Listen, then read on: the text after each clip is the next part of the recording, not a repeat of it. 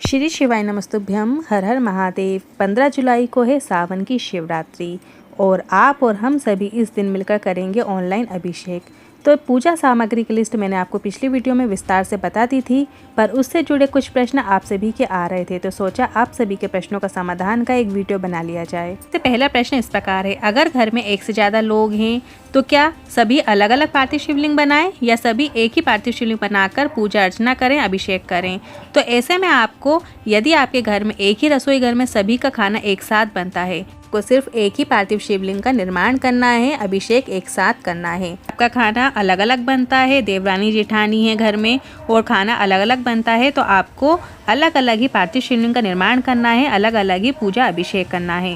दूसरा प्रश्न इस प्रकार है, दीपक आपको आटे का लेना है या मिट्टी का लेना है? तो दीपक आपको, जो पूजा घर में आप दीपक पीतल का, स्टील का जो भी दिया प्रयोग में लाते हैं, तो दिए का प्रयोग आप इस सावन शिवरात्रि में कर सकते हैं। तीसरा प्रश्न इस प्रकार है, गुरुजी ने जो 2 दिए बताए हैं, मतलब पूजा में आपको 2 दिए लगने वाले हैं, तो 2 दिए आपको घी के लेना है कि तेल के लेना है? दोनों ही दिए आपको घी के लेना है। एक जो अभिषेक के दौरान आपको अखंड दीपक जला के रखना है, वो घी का ही होना चाहिए, और आरती के दौरान जो दिया आप प्रयोग में लाएंगे वो भी आपको घी का ही लेना है। चौथा प्रश्न इस प्रकार है, यदि कोई सामग्री नहीं मिल रही है, जैसे आपको यदि धतूरा नहीं मिल रहा है या शमी पत्र नहीं मिल रहा है, तो क्या कीजिए?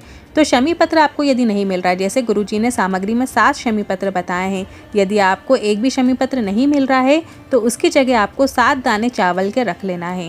दाने चावल के आप उस शमी पत्र के भाव से अर्पित कर सकते हैं। इसी तरीके से यदि आपको धतूरा नहीं मिल रहा है, उसकी जगह 1 चावल का दाना, 1 अक्षत रखकर उस धतूरे के भाव से आप समर्पित कर सकते हैं। कमल गट्टे नहीं मिल रहे हैं तो 5 कमल गट्टे की जगह पे आपको 5 दाने चावल के रखकर अर्पित कर सकते हैं।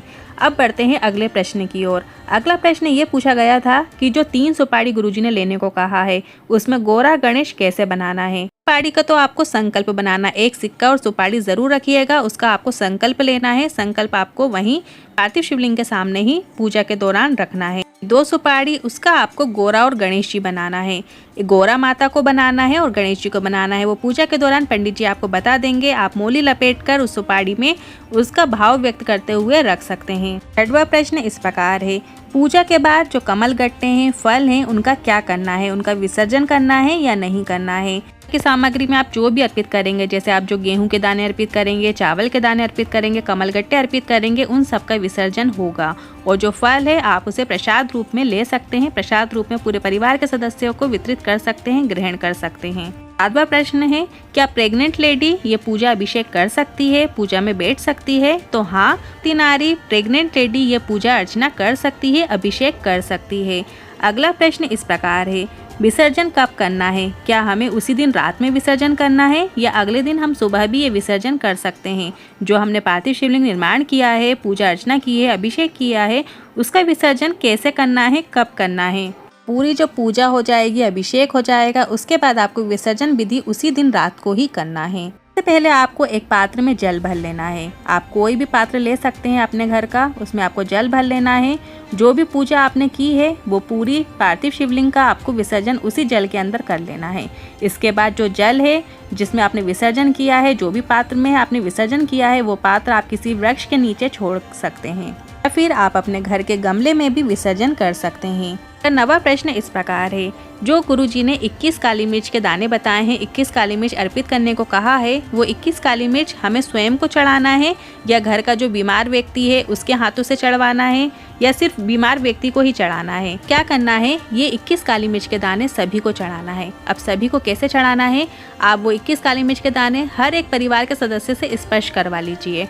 इसके बाद लास्ट में जो व्यक्ति पूजा पे बैठा हुआ है, वो 21 काली मिर्च के दाने उसके हाथों से अर्पित कर दीजिए। सभी का स्पर्श का बल उस काली मिर्च में आ जाता है, इससे परिवार का हर एक सदस्य रोग मुक्त रहता है। 10वां प्रश्न इस प्रकार है, परिवार के सभी सदस्य जो पूजा सामग्री बताई गई है, जैसे गेहूं के दाने हुए, काली मिर्च हुई, और भी जो सामग्री हैं, वो सभी सदस्यों को अलग अलग चढ़ानी है या वो एक ही सामग्री से सभी पूजा कर सकते हैं? अभिषेक के दौरान जो सारी चीजें अर्पित करने जा रहे हैं, जैसे चावल के दाने हुए, काली मिर्च हुई, गेहूं के दाने हुए, शमी पत्र हुए, बेल पत्र हुए, वो सभी सदस्य स्पर्श करके चढ़ा सकते हैं, अर्पित कर सकते हैं।